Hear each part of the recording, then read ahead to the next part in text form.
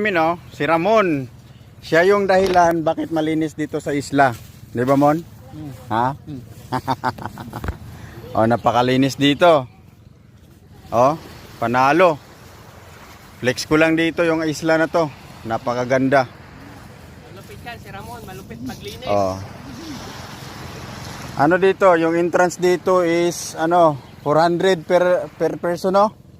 Kasama na yung bangka, cottage at saka kuryente. Pero yung tent merong bayad 100 eh. Pero pag duyan walang duyan, no. Itor ko kayo ha, itor ko kayo. Ito 'yon, no. 100 yan, 100, 200 yan. Tapos nagrenta na lang kami ng electric fan. Oh, panalo dito kasi may kuryente. May tubig. Walang problema. Oh, binili namin isda. Napakamura. Kaya ganito, no?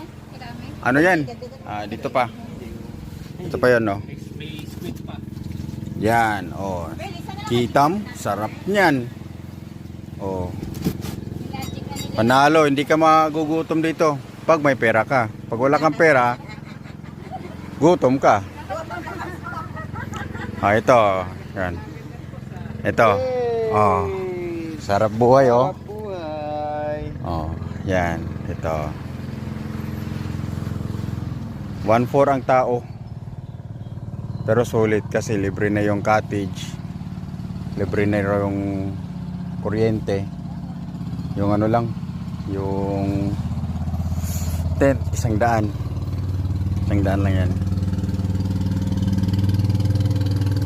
Tamang-tama, walang guest. Kami lang, solo namin yung area. Napakaganda. Doon yung CR.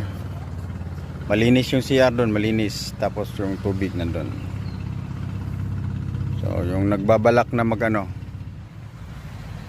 magdagat. Tumawid ng isla.